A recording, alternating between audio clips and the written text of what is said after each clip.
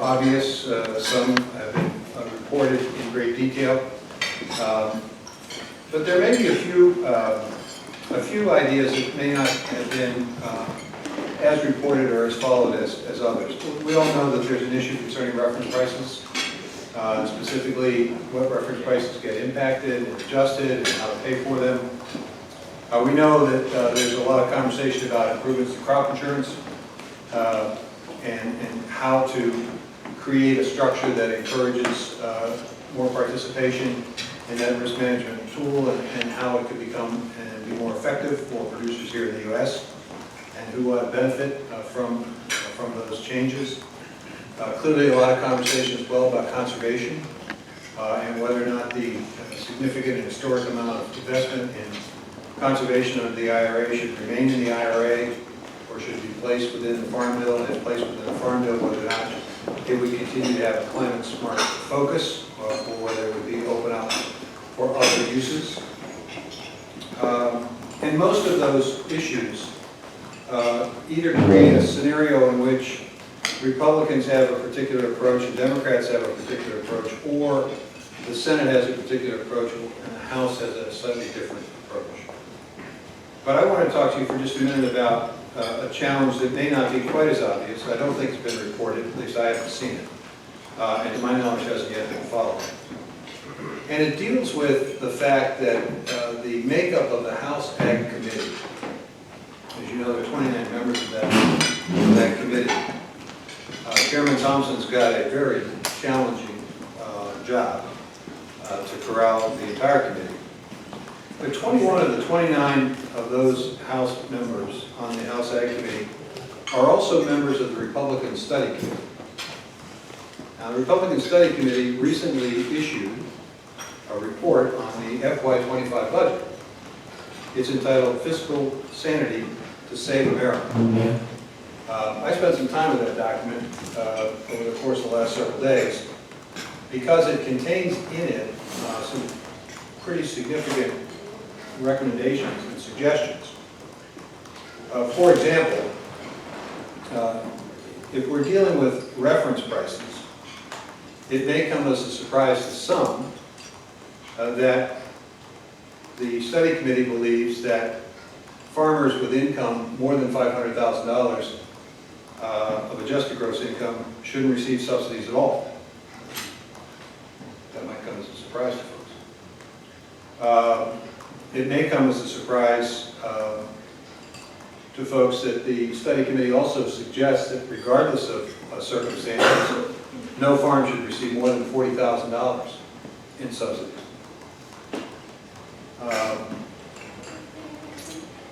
When we talk about crop insurance, it may surprise some to note that the study committee's recommendation is that instead of increasing and expanding access or increasing the level of subsidy, they are suggesting that premium assistance be reduced by 14%, and that the government halt paying any administrative expense associated with the program,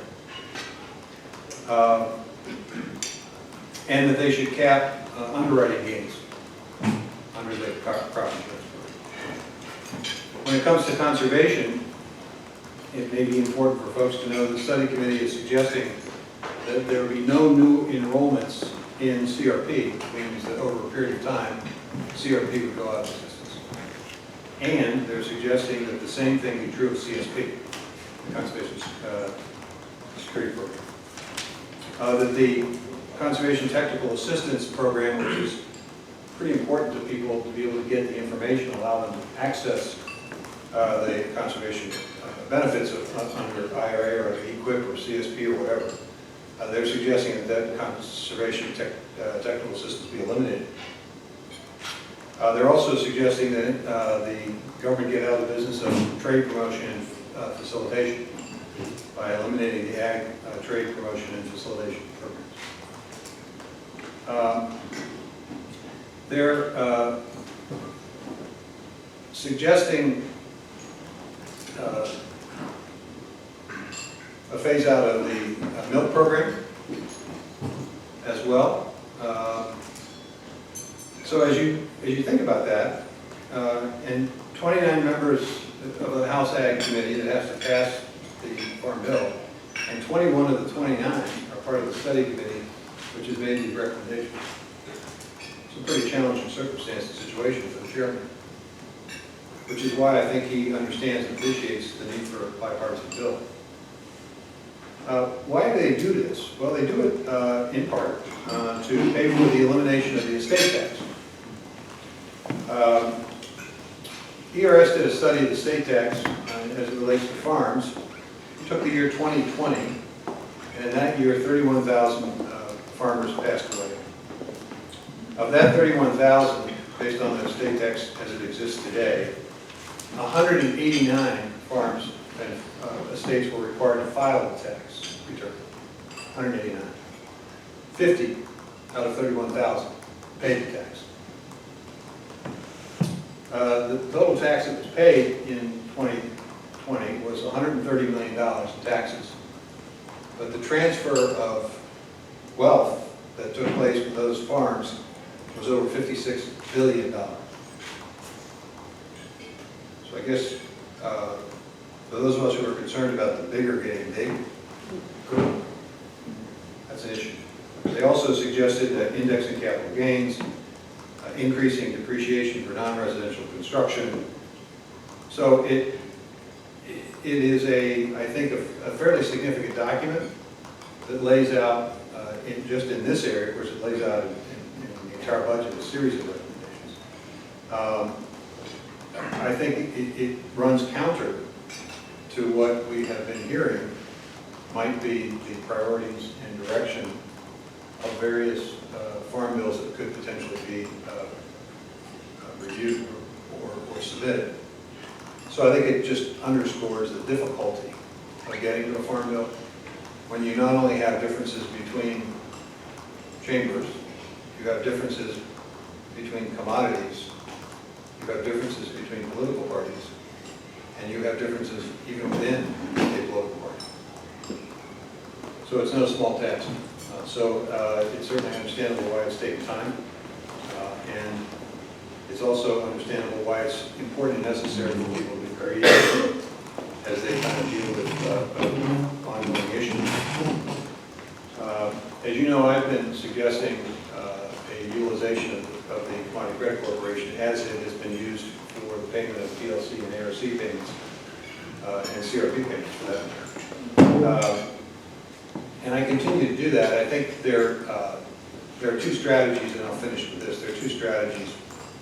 One strategy is to essentially cap the capacity of a secretary to use that program. And basically that just limits flexibility.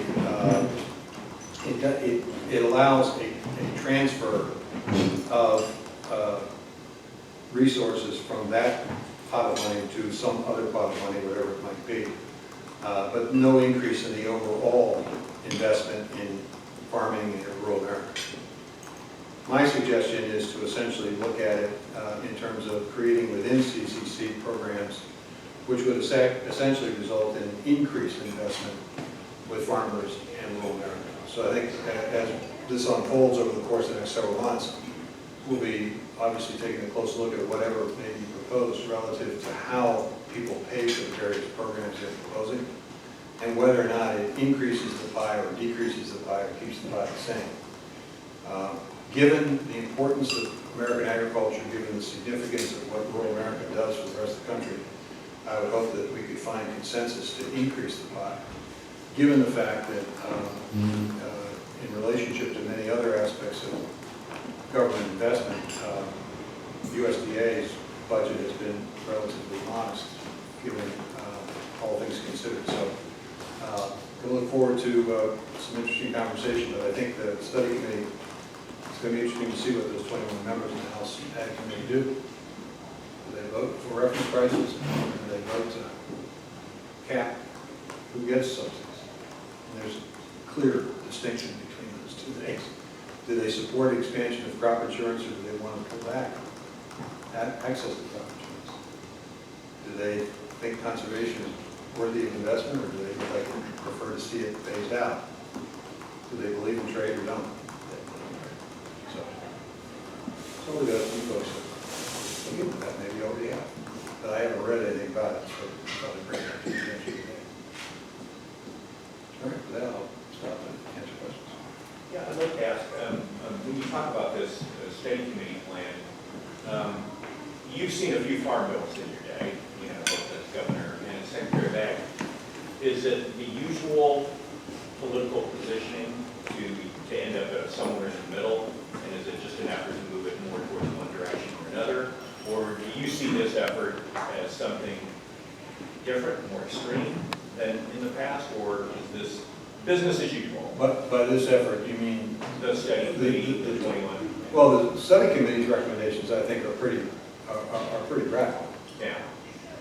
And when you talk about basically capping subsidies, when you talk about eliminating subsidies for certain groups of people, when you talk about phasing out fairly popular programs that have been used by farmers across the country for many, many years, when you talk about eliminating the capacity to provide technical assistance to farmers and basically restrict and reduce the amount of investment in trade, that's pretty significant. And that runs counter to a lot of the information and a lot of the positions that have been taken in the conversation concerning the farm bill. So the question is, which is it?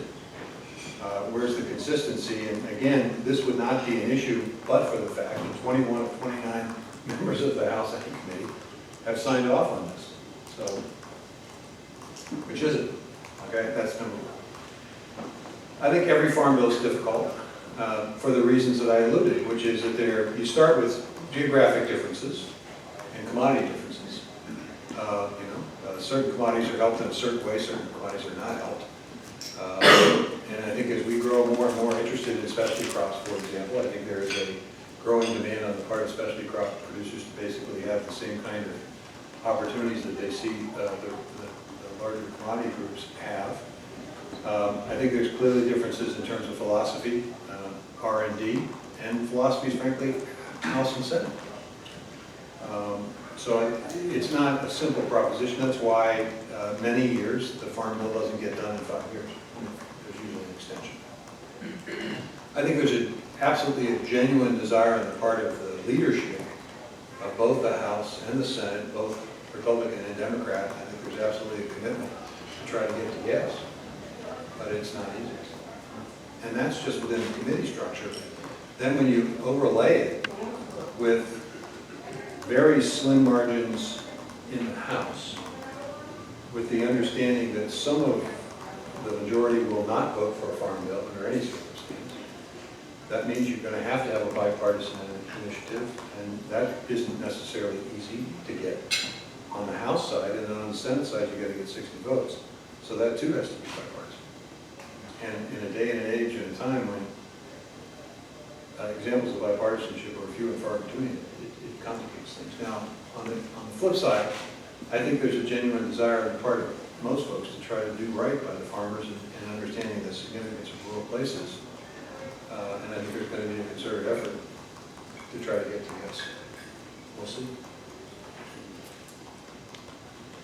Well, carrying on that vein, what do you make of this latest offer from Chairman Thompson, still includes restrictions on the cap on CCC, keeping money within the nutrition aisle, within the conservation aisle? Is this a serious move? Well, first of all, I'm not willing to comment specifically on the proposal because we haven't seen the details of the proposal, and the details matter. You can say, for example, that SNAP is not impacted, but the details may suggest otherwise. And I don't know. I haven't seen the details. I think the chairman's genuine in an effort to try to get to yes. I think he's trying to find ways in which he can attract Democratic support because he knows he doesn't have 100% support on the Republican side. So it's rational. But this is a chairperson who has told us the draft was going to come out. I forget what the first date was, but it was like last fall, and then it was the end of the year, and then it was, and now it's Memorial Day, and there's a reason for that. It's hard, and He's doing all that he can do, but it is very, very difficult. I would say that it's really important from my perspective when you look at the utilization of the Line of Credit Corporation, take a look at what we've done with it and why we've done what we've done with it. We did the Climate Smart Agriculture initiative structured in exactly the way that farmers and ranchers and producers asked us to do. The Farmer-Rancher Alliance that was with the food industry, they were very specific about voluntary, incentive-based, market-driven, and yes, they said use CCC. In fact, they suggested $50 billion of CCC, which we of course didn't do. So farmers generated that request. We've done a storage facility initiative, which Senator McConnell requested. We did a rice initiative, which Senator Bozeman requested. We've obviously done HPAI, which anybody who's been impacted and affected by that is asking for help and assistance. We did the fertilizer because every producer in the country was concerned about the gigantic increase in cost, which we've now seen some retreat from. All of this, there wasn't a single thing, the Organic Dairy Assistance Program was a result of New England's dairy industry asking for help. So every single one of these things was precipitated by a demand or request from either a senator or representative representing farmers or farmers themselves. And that's precisely how the program's supposed to work. Contrast that to the previous administration that used it to essentially negate the impact of an administration-led effort to place tariffs, which resulted in significant disruption of the market. Two different situations. My view of this is, if you cap or restrict the CCC, you're essentially making it extremely difficult. Extremely difficult. This study committee basically said you can't use the CCC unless you ask Congress. Okay, put yourself in that position. HPAI, we have to go to Congress to get permission to use it. What do you think Congress will say? Oh, great, sure, no problem. Here you go, Mr. Secretary. Don't you think there might be a set of conditions put on it? Or maybe even something that's not even related to HPAI tacked onto it? Of course there would be. That's the way that system works. Which is why you want the capacity to use the CCC within the charter structure passed by Congress. It says under these conditions you can use the CCC. And only under these conditions can you use it. My view is, use the CCC, but define specifically how it is to be used. Don't cap it. Say, for situation X, Y, and Z, use the CCC just as we do with PLC and NRC. Why is this any different? And that way you're actually investing more resource into the agricultural economy, more tools to help farmers, ranchers, and producers. For the life of me, I don't know why all of us shouldn't sort of coalesce around that concept and idea, except that you've got 29 members of the House, 21 of which are suggesting that they want to see a significant retreat and reduction in investment. I'm Mr. Secretary, Mark Heller, in the Indian News. I'll take the bait on the Republican Study Committee and ask about that too. Can I have a glass of drink? Is that water available? Well, you have lunch too. No. We are inviting you to lunch. I don't want to wear out my welcome. The Republican Study Committee, you know, there are always these groups of members on the House side, on the right, who will come up with ideas like this, and some of them, it always seems, are members of the Ag Committee, your old friend Steve King, among others.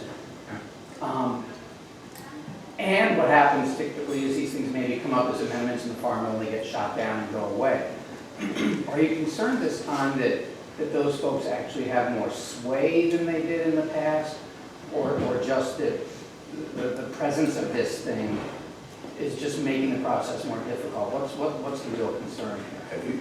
Well, the real concern is there seems to be a disconnect between messaging here, first and foremost. number one. Number two, it underscores the difficulty of the chair's job. Number three, have you been paying attention the last year and a half? What's going on in the country? How hard it is to get anything done? And why is that? The speaker can be removed pretty easily. So naturally, there has to be some sensitivity to all this.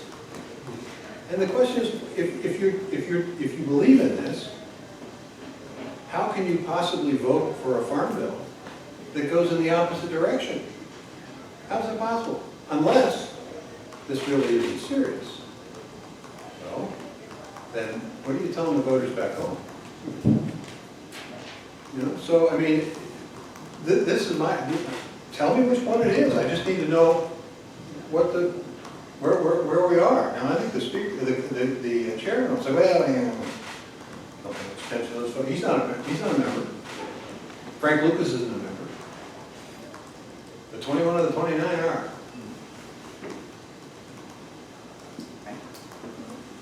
I want to switch gears and ask you about ultra-processed foods.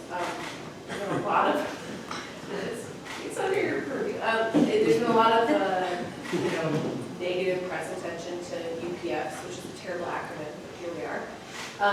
And, as you know, the Dietary Guidelines Advisory Committee is looking at ultra-processed foods as it relates to obesity. And I was hoping you could talk a little bit about why that might be important that the committee is looking at that. I know they're in the, you can't comment on what they say, but where do you see that issue heading? Because, you have the Dietary Guidelines Advisory Committee now looking at this, and you also have, several $1 billion of nutrition programs that are going to have to follow the dietary guidelines. So I'm just curious, where do you see that right now? Where is it heading? I'll just say this.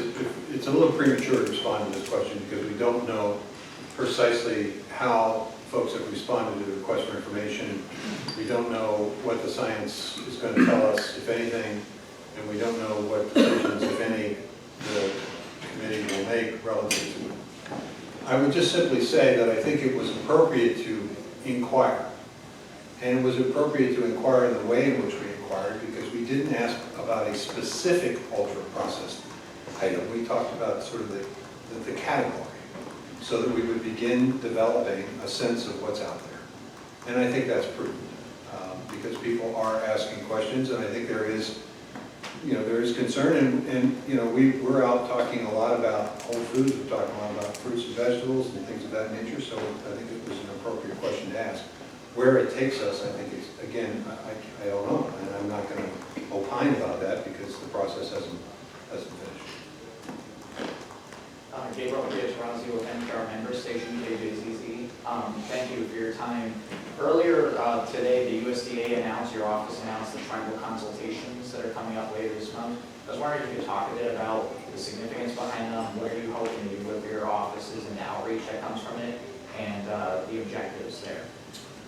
Well, I think it's an incredibly important opportunity for us to have a focus on three critical areas as it relates to self-determination and the relationship between tribes and the USDA and the federal government. I think there are opportunities in which we can be respectful of the nation-to-nation status. We can be respectful of tribes' desires to be more self-determinant in the area of their food and the food programs, and whether or not we can encourage greater self-determination in the food programs and making sure that the food that is served in those programs represents the food that tribes are interested in and believe is in the best interest of tribal members. I think the same thing is also true on the food safety side. As we see an expansion of tribal processing of bison and other indigenous animals, that then leads to the question of the inspection process and how is that going to work. And I think we have a model between the U.S. and states where states basically say we would prefer to have our own inspection system so long as the products don't cross state lines. Can we do? And we have an arrangement. I think that a similar type of opportunity is available for conversation with the tribes. And of course, we have this amazing ongoing expanding relationship with tribes relative to the management of force. We've seen a dramatic increase in coach stewardship opportunities. What more can be done in that space? So these consultations give us an opportunity to have more extended discussion about those three critical areas to tribes. A follow-up to that, FAS is going to have the inaugural tribal trade mission in Vancouver in June. I was wondering if you had any thoughts on that, having a trade mission exclusively for indigenous producers and products. Well, I mean, it's a reflection of our philosophy relative to trade, which is that there are a multitude of ways in which you can increase and enhance trade, one of which is to have more promotions, more partnerships, more people, more personnel, more presence in markets. And this is an opportunity for us to sort of develop kind of a specialty niche market in a country, Canada, where there will be, I think, interest in what we have to sell. So it's an opportunity to expand economic opportunity in those tribal areas. It's an opportunity for tribes to better understand the nuances of exports. It is similar to what we're doing with specialty crops. We have the program that we funded through the CCC with flexibility at the request of 2 senators, in which we are putting more resources into trade promotion and diversifying our markets away from the big 4 markets that we currently sell a lot of stuff to. So it's an extension of that kind of philosophy. Thank you. Secretary? Just a minute. Secretary, there's a lot of angst in the biofuel community over the recall situation. And the last I've heard was that it's a May 15th deadline now. Is there some conflict between your department and Treasury on just how that should be playing out? No. Can you give an update of where we're at the moment with the situation? Well, they're in the process of putting the guidance together, and I'm hopeful that it gets out before the end of this month. The end of this month. Secretary, you mentioned highly pathogenic avian influenza a couple times in your comments. The United States has been coping with outbreaks of bird flu since February of 2022. In the last 2 or 3 weeks, the discoveries of bird, it's the same virus infecting herds of dairy cows. In the last major outbreak that the United States suffered, the disease, the virus, seriously, went away almost magically before they formed the show. Why is this? Why is the United States having trouble containing or eliminating HPAI this time? Is this virus becoming established in the United States? It's going to be an endemic disease? Well, Chuck, I'm not sure I'd accept your premise. Because if you take a look at comparison between this time now versus this time last year, you'd see a significant reduction in the amount of poultry facilities that have been impacted and affected, okay? So the premise may be faulty. We are dealing, Chuck, with wild birds. So it is not an easy thing. It is very much climate connected because depending upon weather patterns, depending upon temperatures, depending upon the nature of weather during the migratory seasons, birds may spend more time or less time in a particular location. When they spend more time, there's the opportunity, obviously, for virus that has always been present to essentially expand. I think the good news is that with the focus on biosecurity, we are seeing a reduction in the impact and the effect on poultry. The issue with cattle, we have 24,000 herds in this country, and we're talking about 25, 26, 27, somewhere in that neighborhood, herds that have been impacted. And we haven't had much change recently. So, I just don't think it's a circumstance where that your question is necessarily phrased right. The question I would ask, if I were in your shoes, is what can we do to protect poultry, turkeys, and layers? Is there anything beyond biosecurity? And that gets into a discussion of vaccines. And I can tell you, there's work being done on vaccines, but there are some difficult scientific challenges. It's just not a simple process of, similar to what you may think when we have a flu epidemic and they slightly change the flu vaccine we take every year, and it seems to be good enough to significantly reduce exposure to flu for people. In this particular case, we can create a vaccine that matches the current virus, but it may not be easily modified when the virus mutates, as viruses do.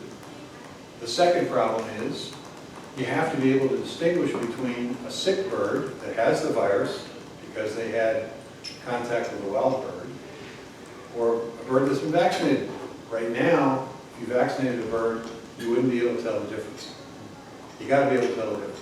So you have to create a marker that enables you to have confidence that this is a vaccinated bird, this is a sick bird. It's not feasible at this point in time for ask producers to inject, shoot every egg or every chick.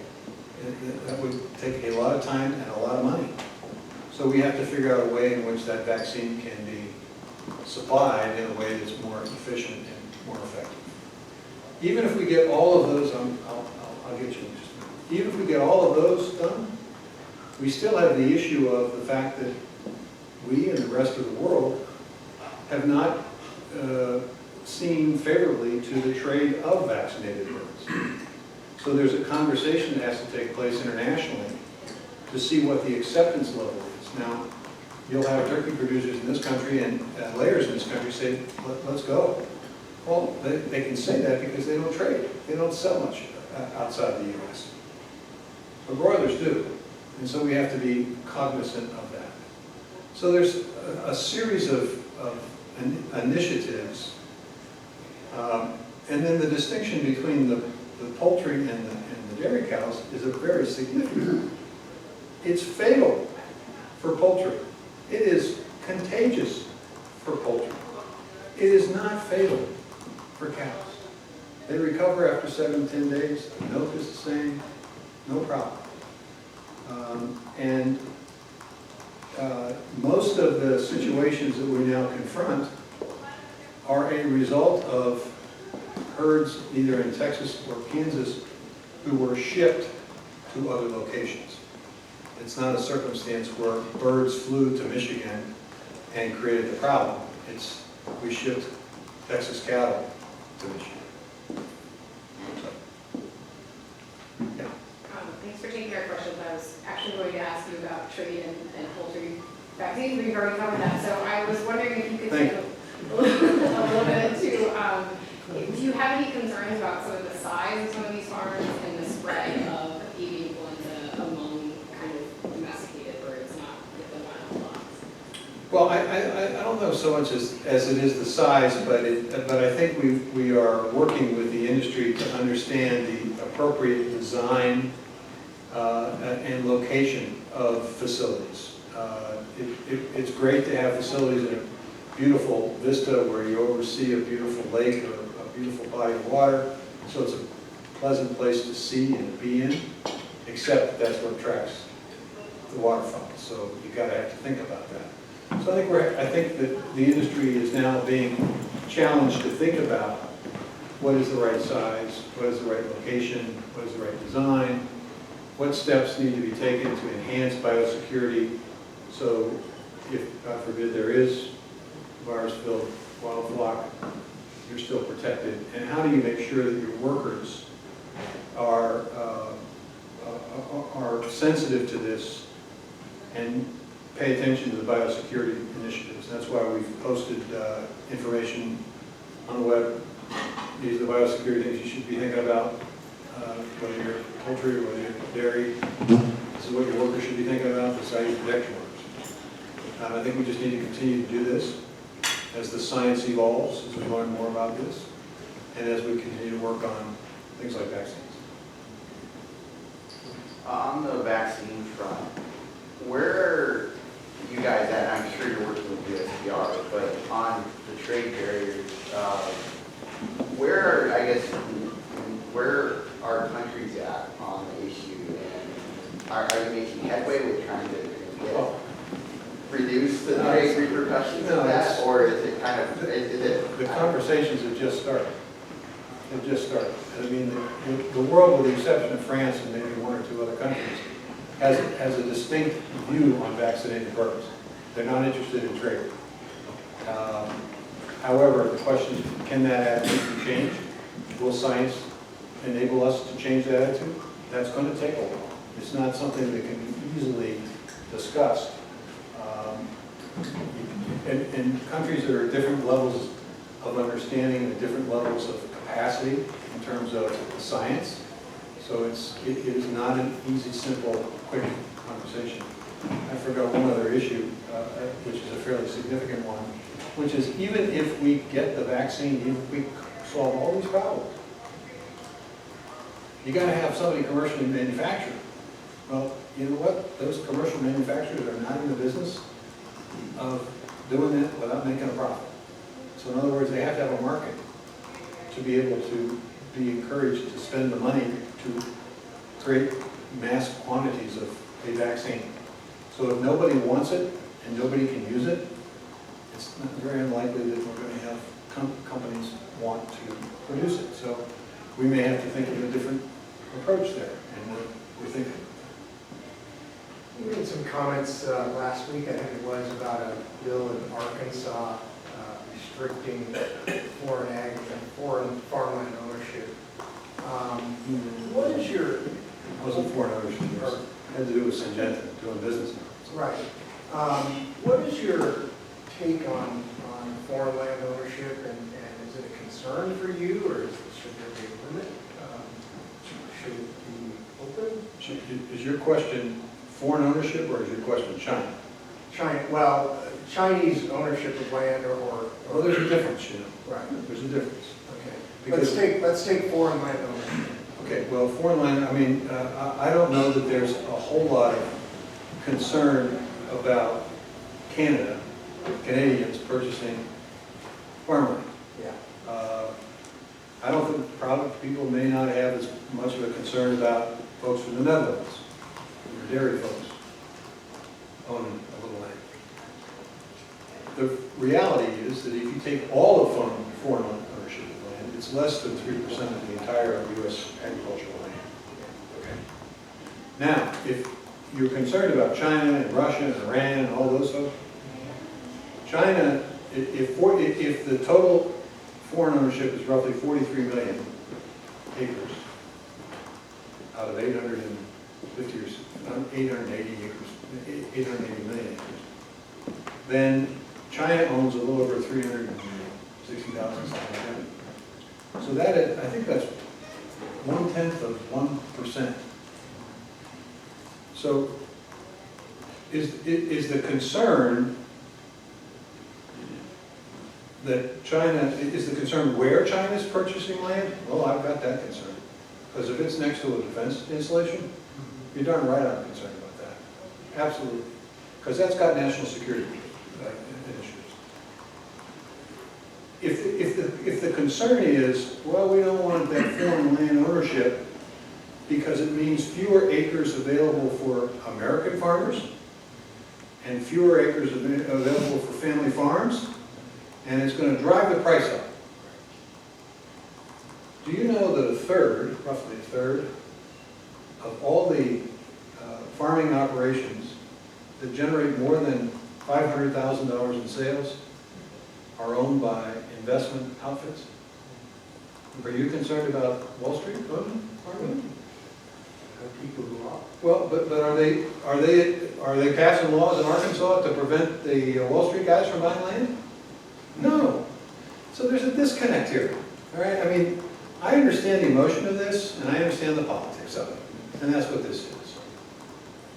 But in terms of the actual problem, to me, the problem is how do we create a circumstance where young farmers, beginning farmers, veteran farmers, historically underserved farmers, those who want to get into business for the first time, how do they access land? That's why we have invested $300 million in a number of grants to try to figure out, is there a secret sauce to this? Are there policy initiatives that could be enacted that would make land access easier for folks like that? But you know what? If you got the system we have today, and those folks who sell more than $500,000 in sales generate 85 to 89% of the income every year, they're the only ones who got the cash. So that's why we focused on creating additional income opportunities for small and mid-sized producers so that they eventually at least have an opportunity to keep the farm, pass it on to the next generation, and maybe over time be able to accumulate resources that allow them, if they wish to expand, to do so. We're providing an option, which hasn't existed before, and which needs to exist. And so when folks talk about Farm Bill, you talk about reference prices, you talk about crop insurance, that is investing in the current system. Fair enough. But what are you doing about the fact that we've lost 544,970 farms since 1981? What are you doing about the fact that we've lost 151 million acres of farm land that wasn't farming? It isn't because the Chinese are buying it, it's because cities are expanding. All right, what are you doing about that? That is a much bigger issue for farmers, for ranchers and producers, and they need to understand that. Now, the last thing I would say is, you all are in the journalism business, so I'm assuming that the way you stay in business is that you sell advertising. Somebody sells advertising, right, Phil? I mean, right? Sell advertising, you do a conference, you have a sponsor. Right? So we're going to take Agripulse, so I'll pick on that. Agripulse, like, give me an example of one of your biggest supporters. I would want to,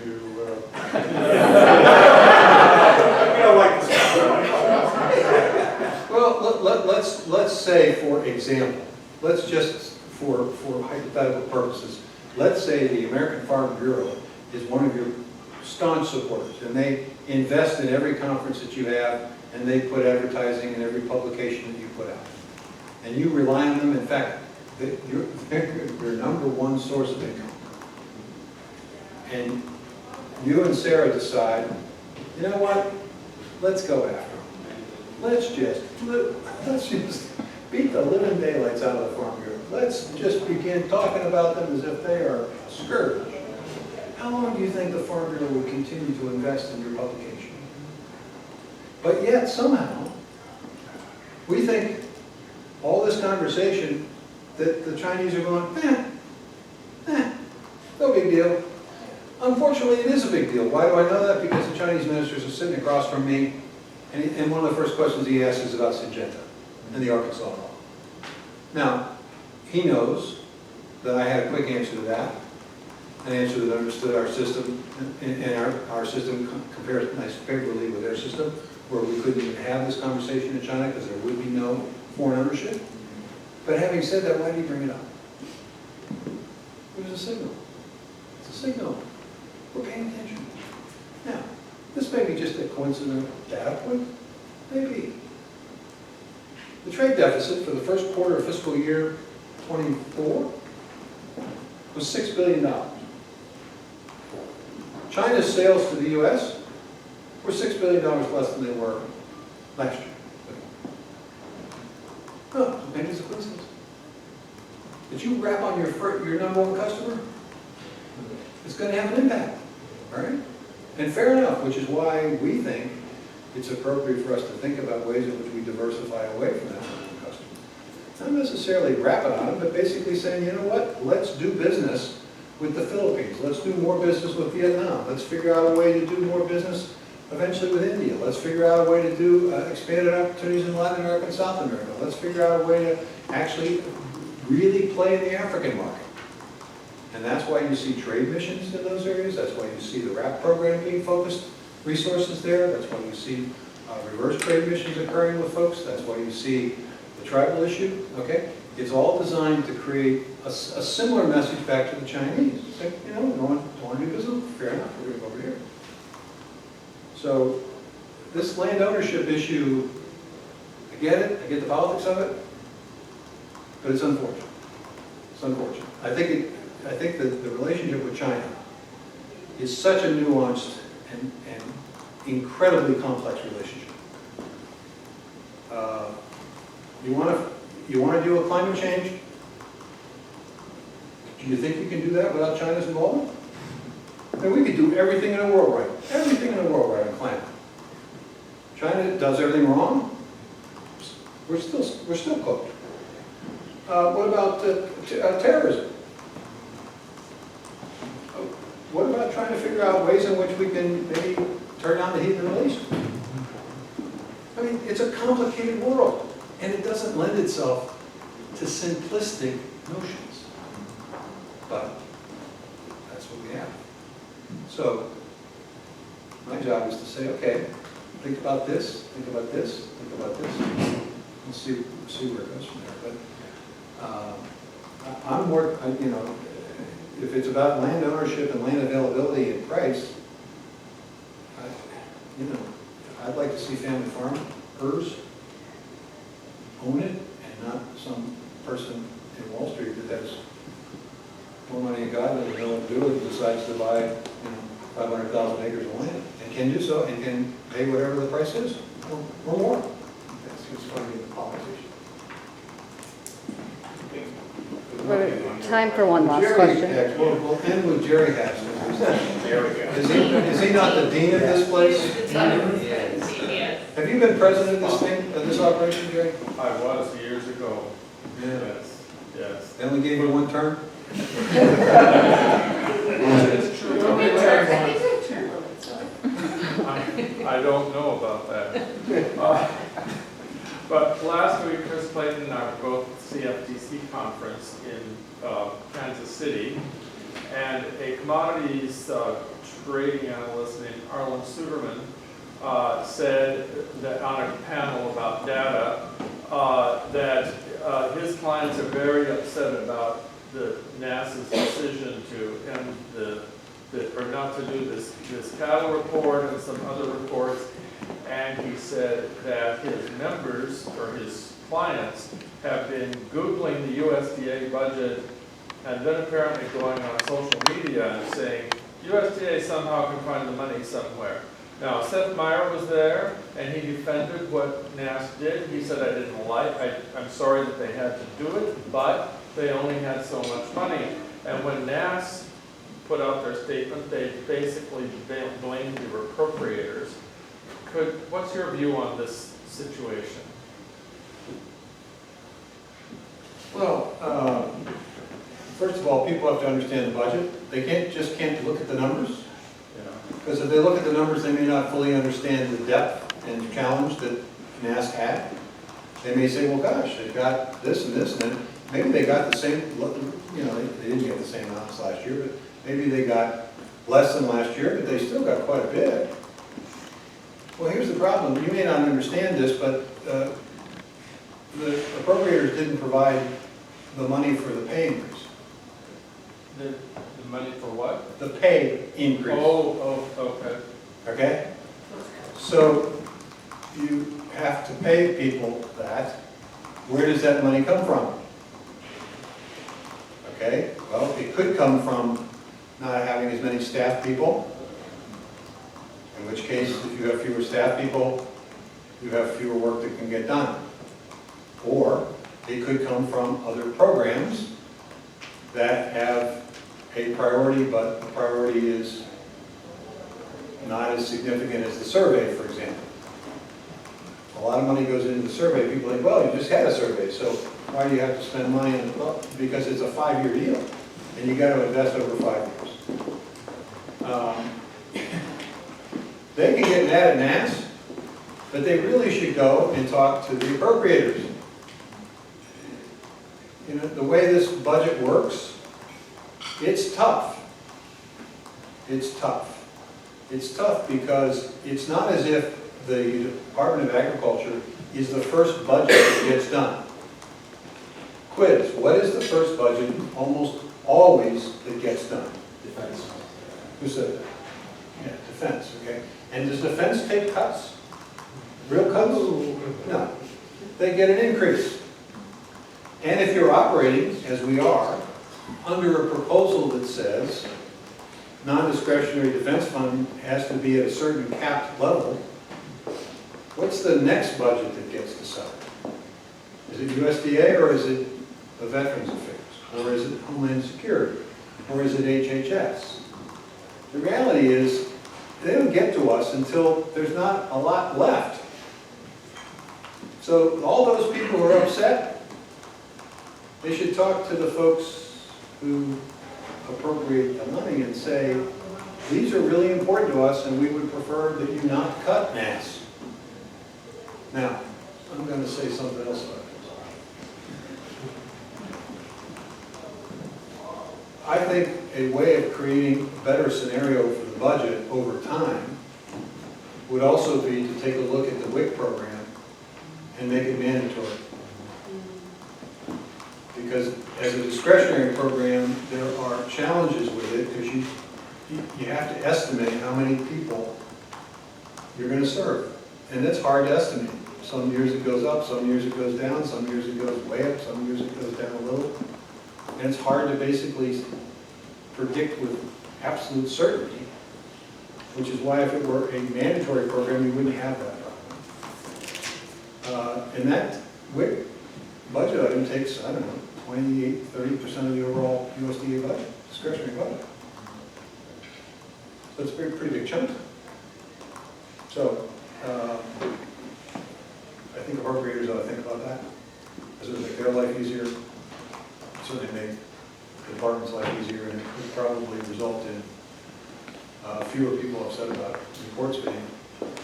And then there's the, not only did they not fund the pay cut, or the pay increase, but they literally used the congressional, I don't know what they call it, earmark, the capacity of congressional direct spending. They significantly increased that. They increased it to a point where they zeroed out our buildings and facility line item. Zeroed it out. So how are we going to maintain the buildings?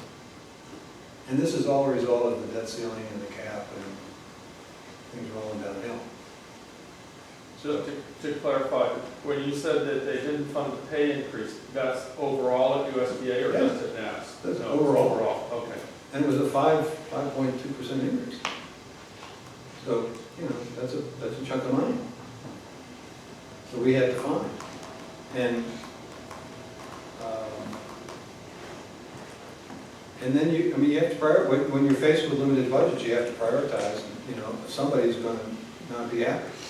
And it's not that those reports aren't important, but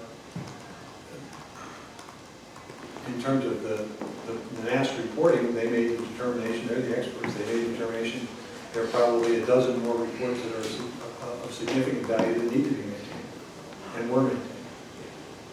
All right. Anything? Thank you very much. Wrap it up.